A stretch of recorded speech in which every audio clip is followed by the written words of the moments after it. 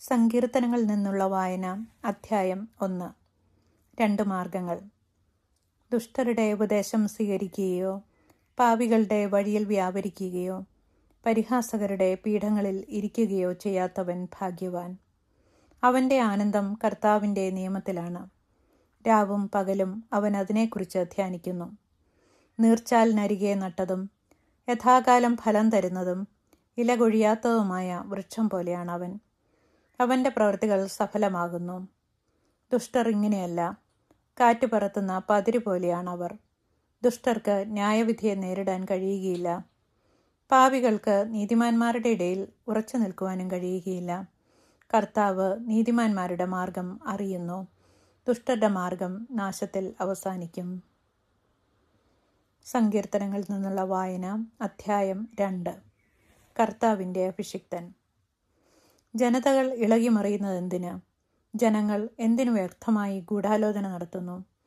കർത്താവിനും അവിടുത്തെ അഭിഷിക്തനുമെതിരെ ഭൂമിയിലെ രാജാക്കന്മാർ അണിനിരക്കുന്നു.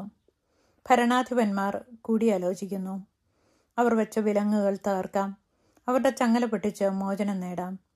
സ്വർഗത്തിലിരിക്കുന്നവൻ അത് കേട്ട് ചിരിക്കുന്നു. കർത്താവ് അവരെ പരിഹസിക്കുന്നു.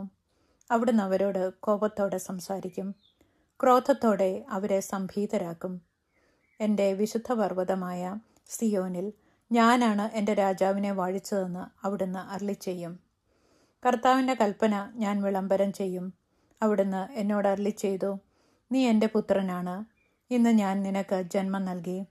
എന്നോട് ചോദിച്ചു കൊള്ളുക, ഞാൻ നിനക്ക് ജനതകളെ അവകാശമായി തരും. ഭൂമിയുടെ അതിരുകൾ നിനക്ക് അധീനമായിരിക്കും.